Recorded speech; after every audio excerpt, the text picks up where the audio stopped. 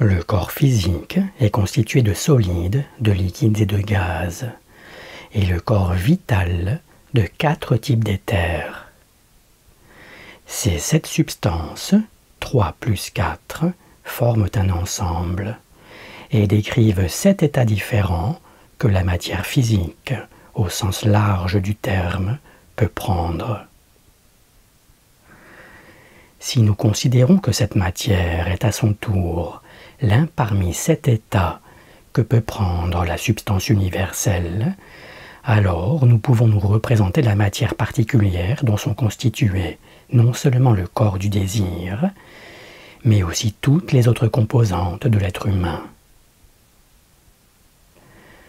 Nous aboutissons à la conception d'un cosmos constitué de 7 mondes ou types de matière, qui sont les aspects différenciés que connaît et entretient en lui-même ce cosmos.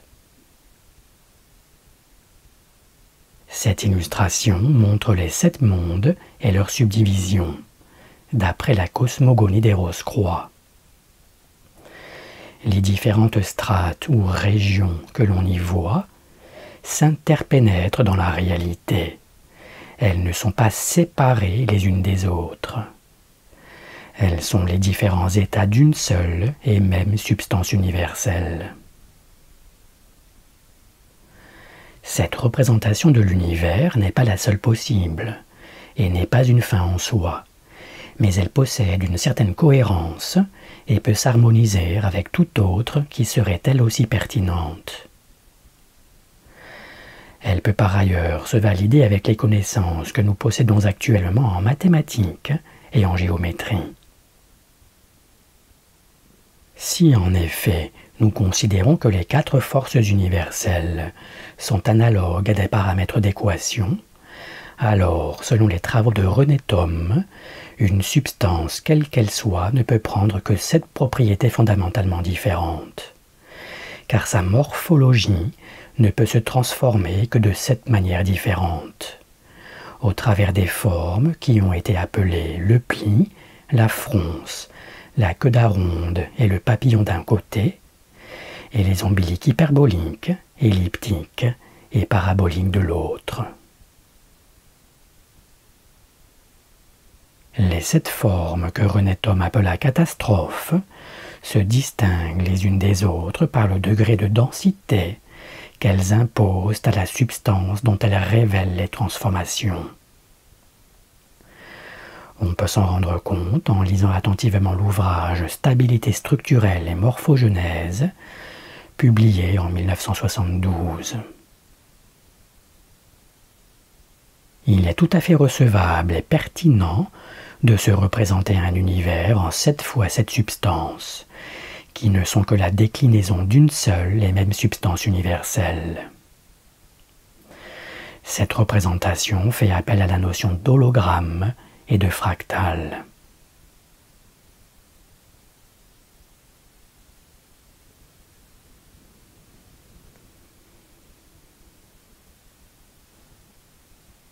Le corps du désir est formé de la matière du monde du désir, qui est différent du monde physique.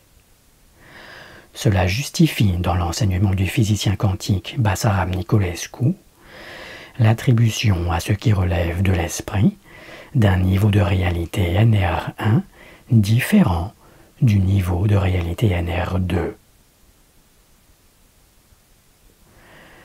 L'esprit divin, l'esprit vital et l'esprit humain sont formés des substances du monde de l'esprit divin, du monde de l'esprit vital et de la région de la pensée abstraite. L'âme triple est constituée de la fraction la plus noble et la plus subtile de la matière des corps, desquels elle est la quintessence. En ce qui concerne l'âme émotionnelle, elle est des 3 régions supérieures du monde du désir. Nous avons souvent tendance à séparer les émotions du mental. Pourtant, si nous nous observons bien, nous reconnaîtrons qu'à chaque pensée est associée une émotion. Les émotions, l'aspect émotif de la nature humaine, font partie intégrante du mental. Elles ne sont pas séparées de lui. La nature émotive est la nature du mental. Comme je l'ai précisé dans un enregistrement précédent, l'émotion a dans l'esprit ou mental un certain lien avec l'élément eau. Cet élément est la matrice à partir de laquelle l'âme se forme. Il n'est donc pas surprenant d'avoir nommé le produit du corps du désir âme émotionnelle.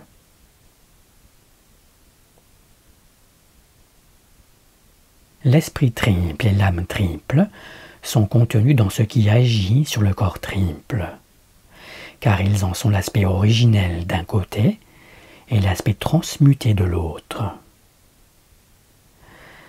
Par conséquent, travailler sur les éléments actifs dans les trois corps, c'est en même temps et automatiquement travailler sur l'esprit triple et l'âme triple.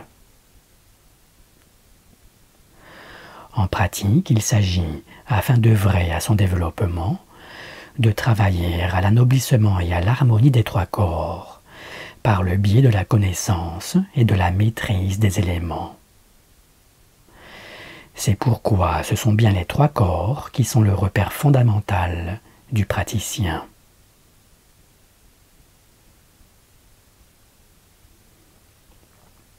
Les temples antiques et leur symbolisme. La construction des temples reproduisait le plus souvent dans l'Antiquité la structure de l'univers selon ce qui en était perçu ou estimé. Les trois plans relatifs au corps, à l'âme et à l'esprit, la région chimique, la région éthérique ou astrale et le monde du désir, étant absolument incontournables dans la connaissance de soi et du cosmos, de nombreuses constructions sont érigées sur 3 degrés principaux, qui représentent ces plans. Ces degrés sont complétés par un 4e qui s'en démarque, et qui représente le plan des archétypes, région de la pensée concrète. La chapelle ou l'entrée dans le monument se trouve sur ce 4e degré. Elle représente le contact avec l'esprit et surtout la pénétration de celui-ci dans la matière dans laquelle il se reflète et réalise son œuvre.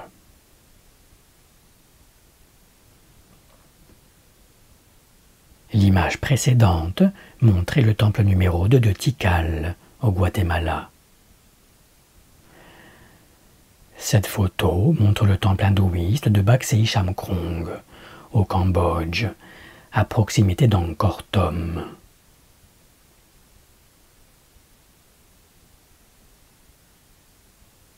Dans certaines constructions, comme ici à Teotihuacan, au Mexique, les 4 degrés qui représentent les 4 plans sont parfaitement égaux.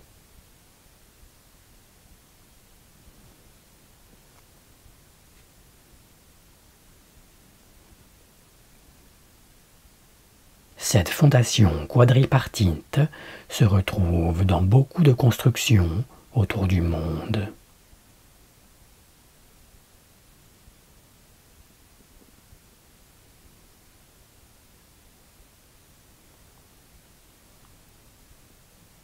À Borobudur, en Indonésie, se trouve le temple bouddhiste le plus vaste que nous connaissons.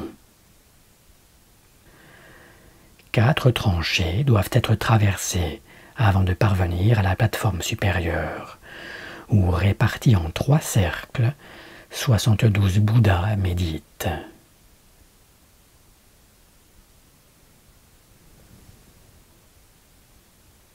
Un autre type de construction, particulièrement présent en Amérique, est celui qui montre 9 degrés. Dans ces monuments, la plateforme supérieure représente également la région de la pensée concrète. Les 3 x 3 degrés correspondent aux 9 aspects de la nature humaine, donc aux 3 cercles externes, et aux 3 plans du corps, de l'âme et de l'esprit. La structure d'ensemble est donc similaire. La première marche, dans le sens de la descente, identifie selon nos propres recherches le corps du désir, reflet de l'esprit humain. La seconde, l'âme émotionnelle qui en est extraite. La troisième, l'esprit humain renforcé par ce qu'il reçoit de l'âme. La quatrième marche représente le corps vital, et ainsi de suite. Ce chemin de descente, qui ne s'effectue à l'évidence qu'après une montée des marches, fait passer l'individu par des épreuves dont le but final est de le placer au centre des 9 aspects, de manière à l'aligner avec les 3 corps en lesquels il se manifeste.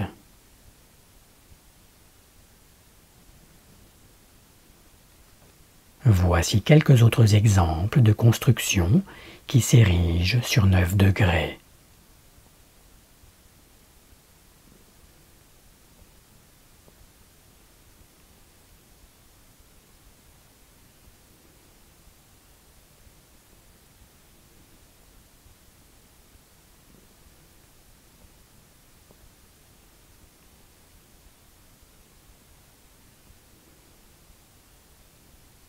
L'ensemble des 7 mondes peut également se subdiviser en 13 régions, qui ont un lien analogique avec les signes du zodiaque.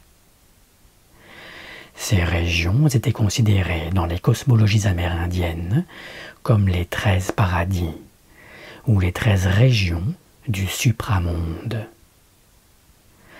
Elles sont ce à quoi font aboutir les épreuves passées dans les 9 régions de l'inframonde, les cercles externes et leurs 9 aspects.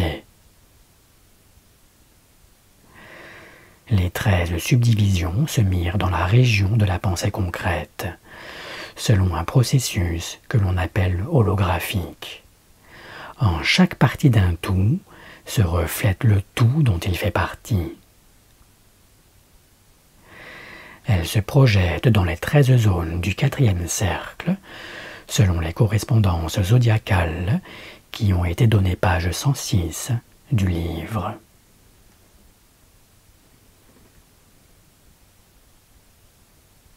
Ce diagramme montre les symboles aztèques associés aux 22 régions et leur correspondance avec l'enseignement occidental.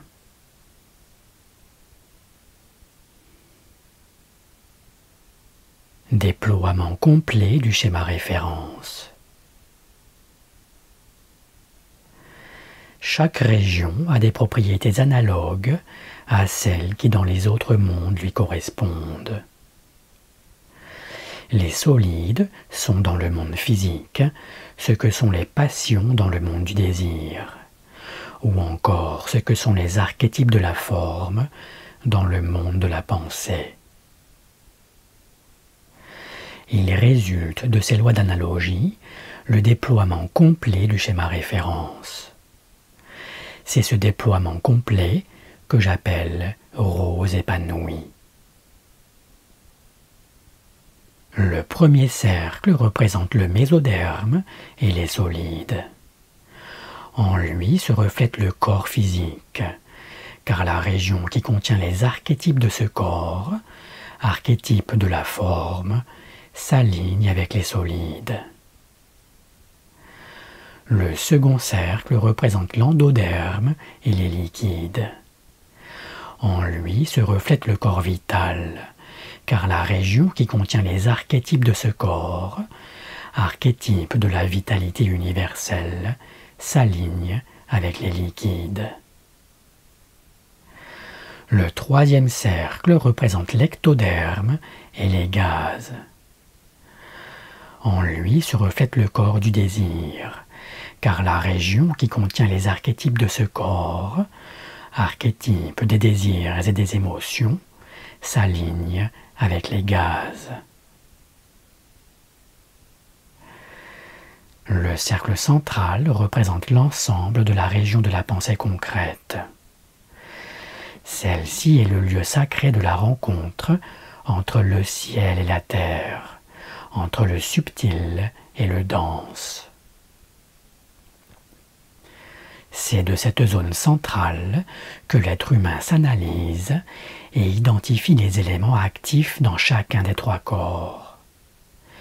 C'est de là en somme qu'il s'observe et se comprend. Les 4 cercles coïncident avec la région chimique, la région éthérique, le monde du désir et la région de la pensée concrète. Tous les autres plans subtils sont contenus à l'intérieur de ces 4-là. Ces 4 plans sont comme les 4 marches qui nous permettent de monter vers la partie la plus subtile de notre être, dans une forme d'ascension spirituelle qui aboutit à la connexion entre haut et bas, entre plans désincarnés et plans incarnés.